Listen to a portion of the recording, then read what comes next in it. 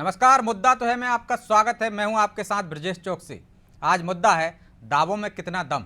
यह सवाल इसलिए क्योंकि चुनाव के नतीजे आए नहीं हैं, लेकिन राजनीतिक दल दावे पर दावे किए जा रहे हैं कि सरकार तो वो ही बनाएंगे। इसका पूरा गणित भी उनके पास है। दरअसल कांग्रेस के बाद बीजेपी ने भी दावा कर दिया है कि वो प्रदेश की सभी 29 सीटें जीतने जा रही है। 10% वोट शेयर भी बढ़ेगा। गुरुवार को प्रदेश कांग्रेस ने एक सर्वे जारी कर 332 सीटें इंडिया गठबंधन को मिलने का दावा किया था। ऐसे में अब सवाल तो उठेंगे ही कि इन दावों में दम कितना है। किस आधार पर दोनों दलों को यह उम्मीद है कि वोटर्स ने उसका साथ दिया। क्या नतीजों से पहले दोनों दल एक माइंड गेम खेल रहे हैं? आज चर्चा में इन तमाम सवालों की तह तक पहुंचने की कोशिश करेंगे, लेकिन पहले देखिए रिपोर्ट।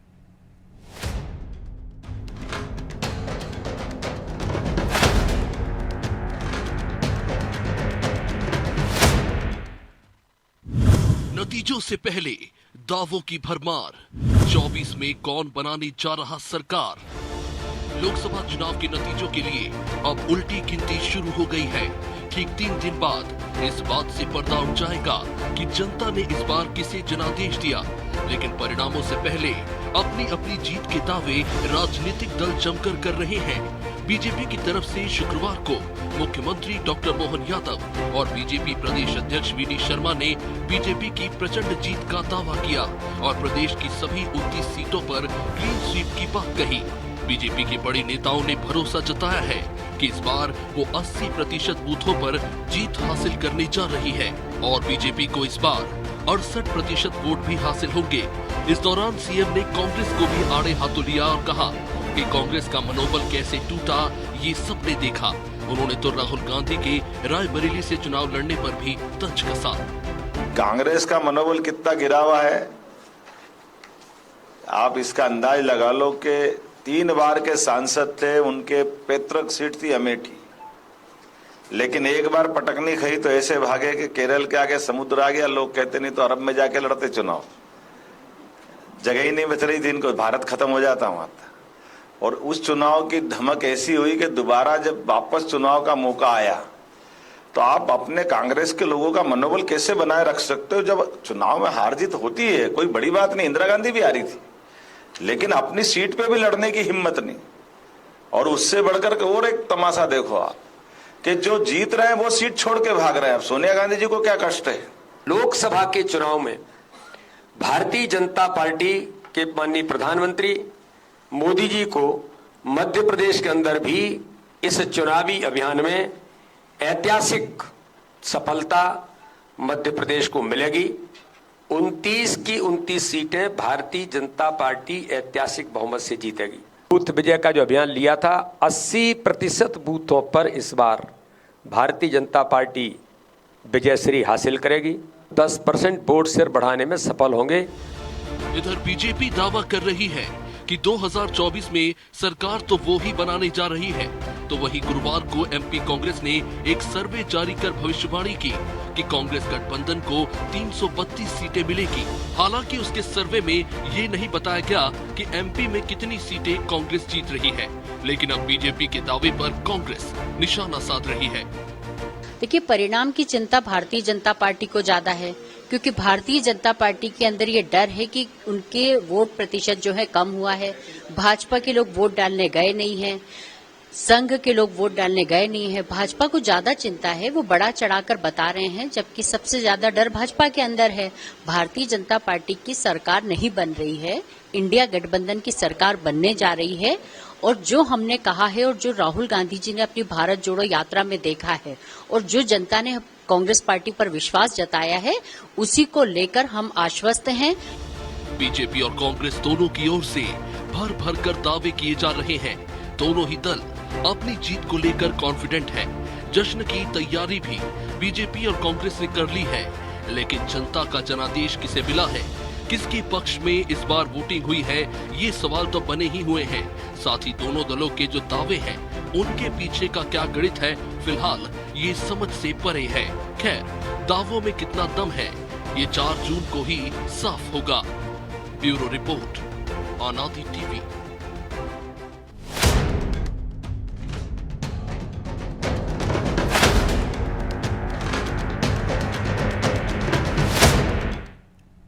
तो इस मुद्दे पर चर्चा के लिए हमारे साथ जुड़ गए हैं बीजेपी प्रवक्ता प्रियंका दुबे, कांग्रेस प्रवक्ता जितेंद्र मिश्रा और हमारे सहयोगी प्रभु पटेरिया। आप सभी का बहुत बहुत स्वागत है। जितेंद्र जी, शुरुआत आपसे ही करते हैं। मुख्यमंत्री को सुना आपने, बीजेपी के प्रदेश अध्यक्ष को भी सुना। मुख्यमंत्री कह रहे हैं कि मनोबल गिरा हुआ है कांग्रेस का, डरी हुई है कांग्रेस। 10% वोट शेयर बढ़ेगा मध्य प्रदेश में भी, 29 के 29 सीटें जीतेंगे। और डर इतना है, मनोबल इतना गिरा हुआ है कांग्रेस का कि उनके लीडर ही भाग गए। राहुल गांधी की तरफ इशारा है। राहुल गांधी कहाँ भाग गए ब्रजेश जी? अमेठी से वो कह रहे हैं भाग गए। अच्छा, ठीक ठीक ठीक। देखिए, बात बीडी शर्मा की जाए या मोहन यादव जी की जाए, ये दोनों वही बात कर रहे हैं जो अमित शाह और प्रधानमंत्री करते थे। हटके तो कोई बात इनकी आई नहीं। निश्चित तौर पर अमित शाह ने दावा किया था कि 200 बंगाल में पार कर जाएंगे। क्या हुआ ब्रजेश जी? दिल्ली में 40 पार करने की बात कर रहे थे, क्या हुआ? आपने देखा किस तरीके से औंधे मुंह गिरे। आज मध्य प्रदेश में भी जब उन्होंने 370 वोट प्रति बूथ पर बढ़ाने का दावा किया था कि नहीं किया था, कार्यकर्ताओं को निर्देश दिए थे कि किसी भी तरीके से 370 वोट प्रति बूथ पर बढ़ना चाहिए। उसके लिए कांग्रेस के कार्यकर्ताओं को शामिल करा लो। इसके बाद भी कहानी नहीं जमी, तो उन्होंने कहा कि अगर वोटिंग परसेंटेज नहीं बढ़ेगा तो मंत्री और विधायकों के ऊपर कार्रवाई करेंगे। इसके बाद भी कहानी नहीं जमी, तो इस दावे पर कैसा भरोसा कर ले कि मध्य प्रदेश और देश में जो ये कह रहा है वो पूरा होगा।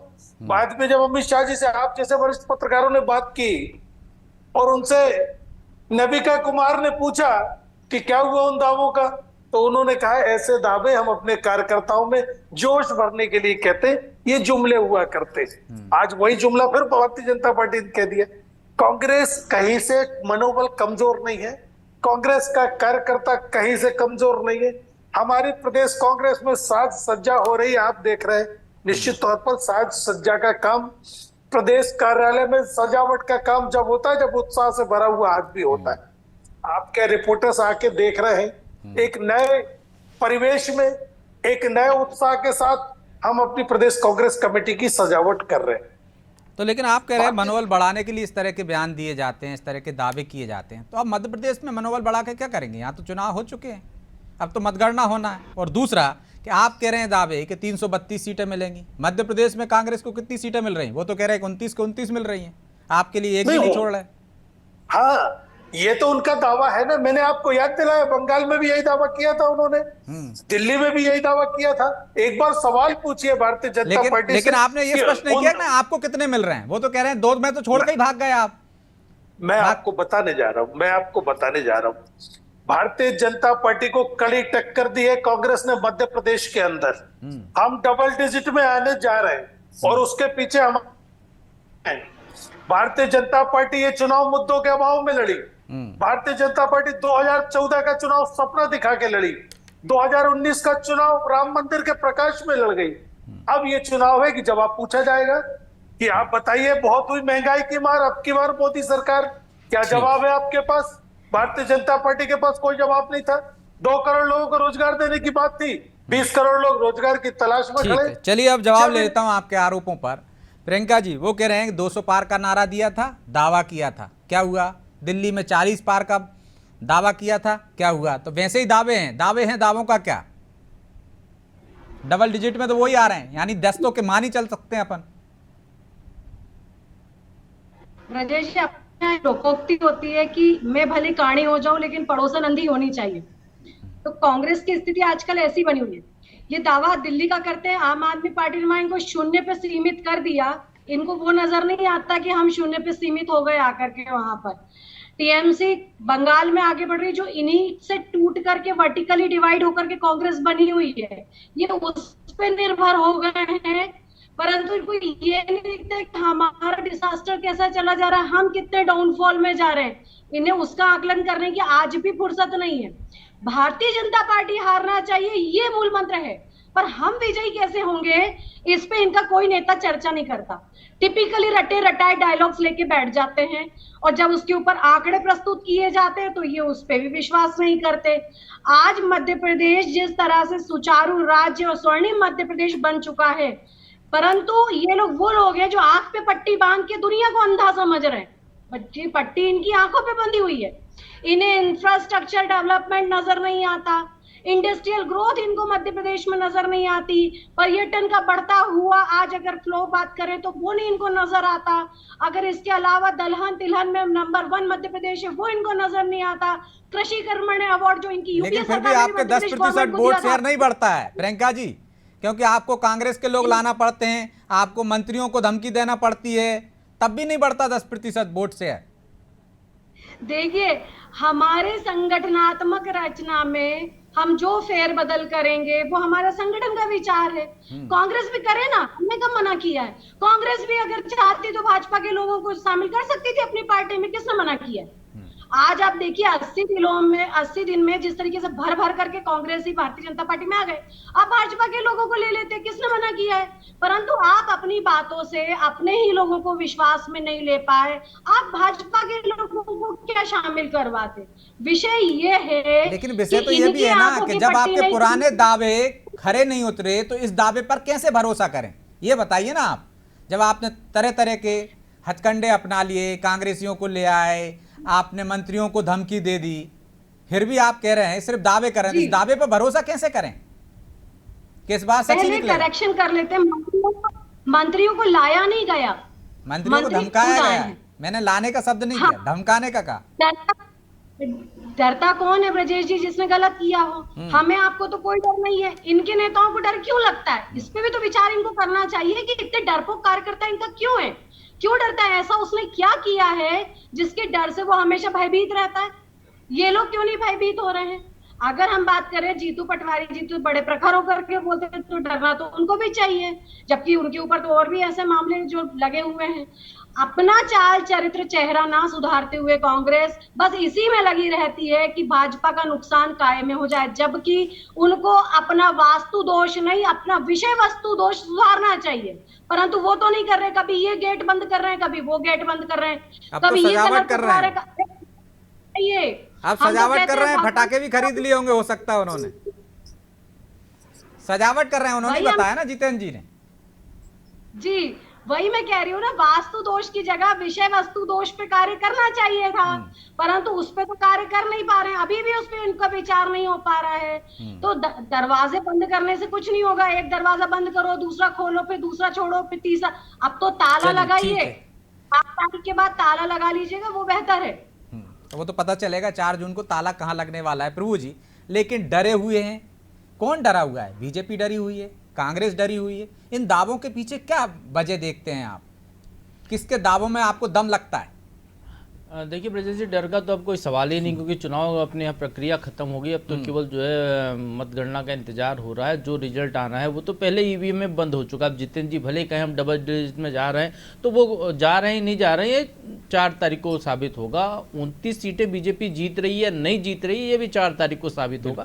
तब तक सबको जो अपने मन के लड्डू, जो आपका प्रिय शब्द है, मन का लड्डू खाने का पूरा अधिकार है। वो चाहे जितना घी जितना चाहे मेवा वो मिला लें, और चाहे तो उसमें गोंद भी डाल लें कि वो चिपका रहे, ज्यादा कड़क बने, तो तब तक उनको पूरा अधिकार है, तो कोशिश करते रह सकते हैं। निश्चित तौर पर करना चाहिए, सबको अपने दावे करना चाहिए।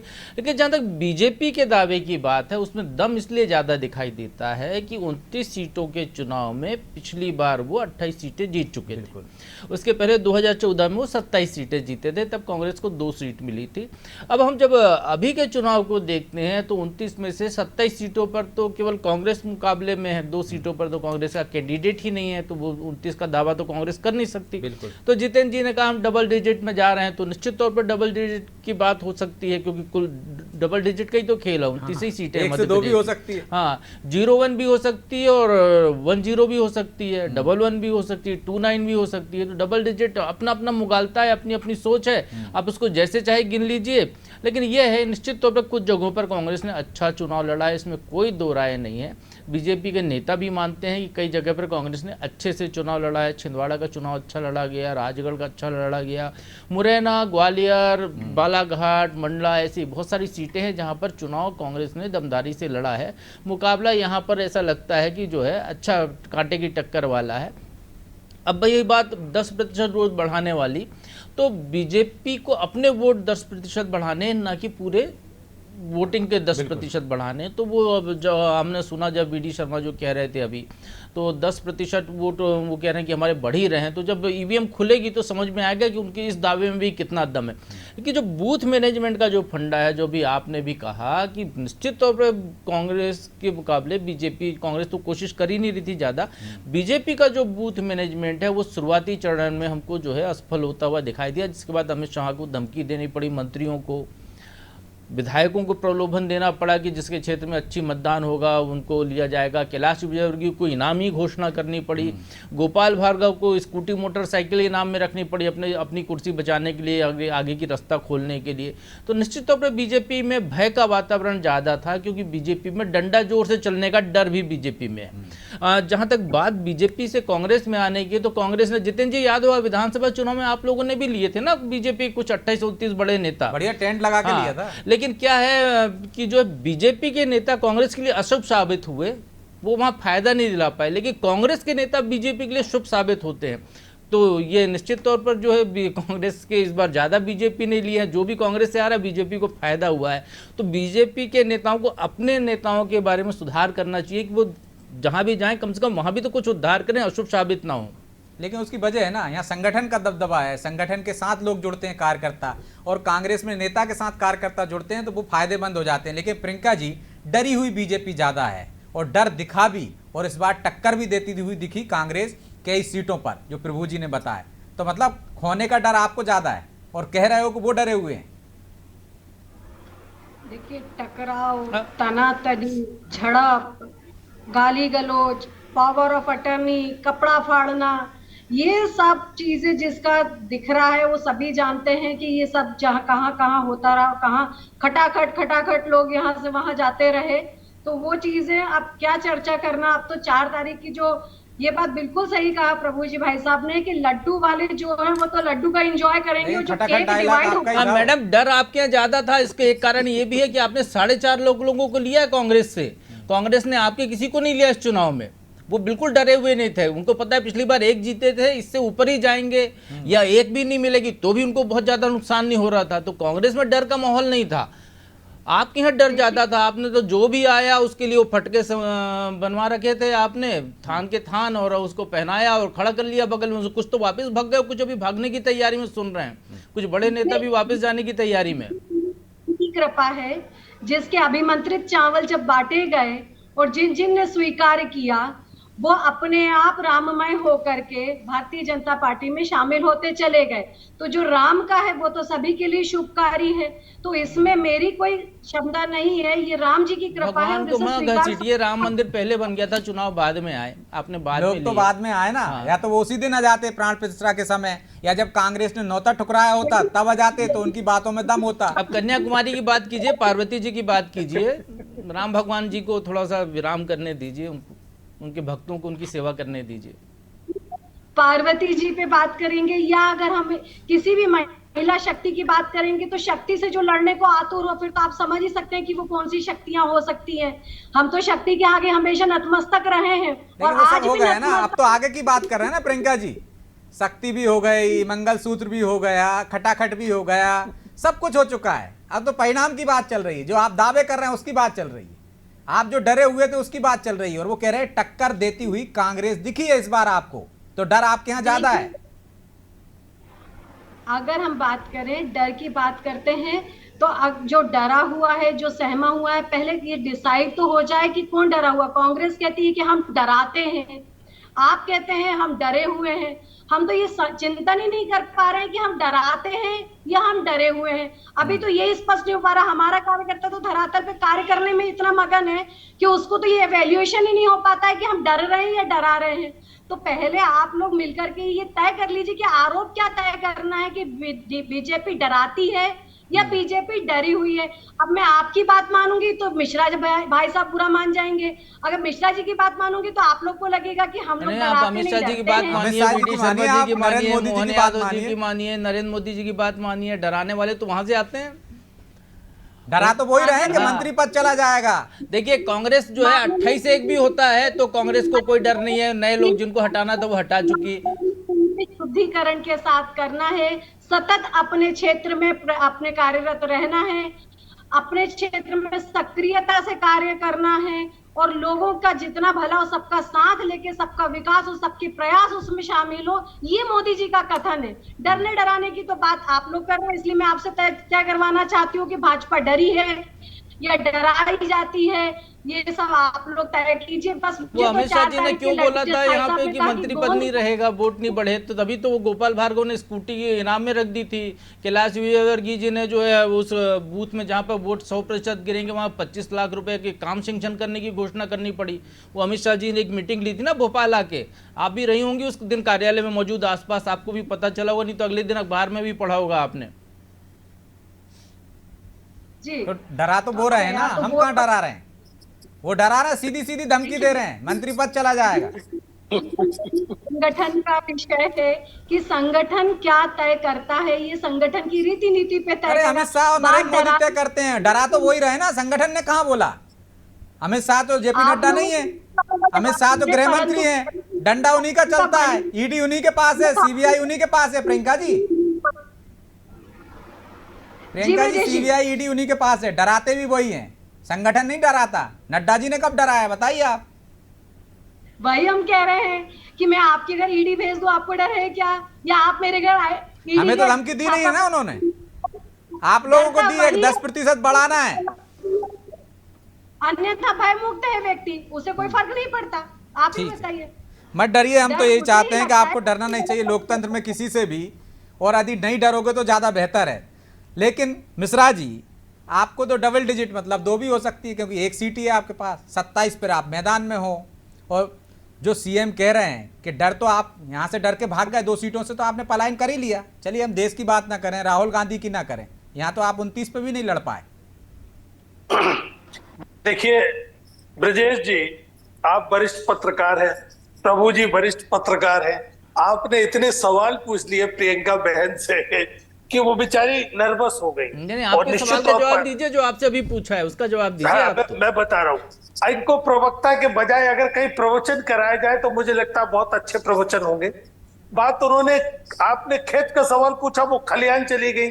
उनसे ये पूछना था कि 200 पार बात की थी, उसका क्या आप तो मत जाओ। आपके खेत पे बात कर रहे हैं, आप तो अपनी फसल बता दीजिए कितनी काट रहे हैं। आपके खेत पे खड़े हैं ब्रजेश जी। जब हमने दिल्ली की बात की कोई जवाब नहीं आया। मेरा ये कहना है, बताइए जितेंद्र जी, हमने कड़ी चुनौती पेश की है और आपको 2 डबल डिजिट का मतलब है कि 10 से ऊपर कांग्रेस जा रही है, सीटें जीत रही है मध्य प्रदेश में, और जीते भी क्यों ना। हमारे इसके कारण के पीछे तर्क है, वो तर्क यह है कि भारतीय जनता पार्टी मुद्दों के अभाव में चुनाव लड़ी।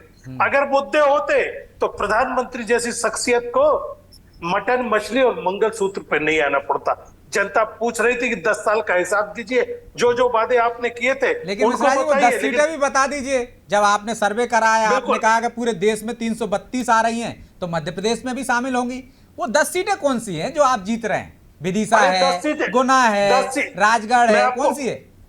10 सीटें प्रभु पटेरिया जी बता देंगे जो उन्होंने बताया। हमने सर्वे नहीं कराया, हमने थोड़ी की। आप तो इंदौर भी बोल सकते हैं, इंदौर भी बोल सकते हैं, आप खजुराहो भी बोल सकते हैं। बिना सर्वे के ये कैसे कह सकते हो? आपके कठिन चुनौती पेश कर दी कांग्रेस ने।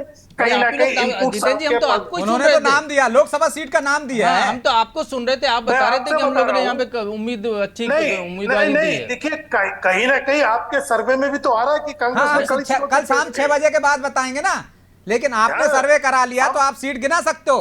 आपने गिनाया मध्य प्रदेश में सीटें, देश में सीटें गिनाई हैं आपने। हम 6 तारीख को, 4 तारीख को आपको सीटें गिना देंगे। ये देखिए 29 सीटों में 10 सीटों के नाम नहीं है आपके पास।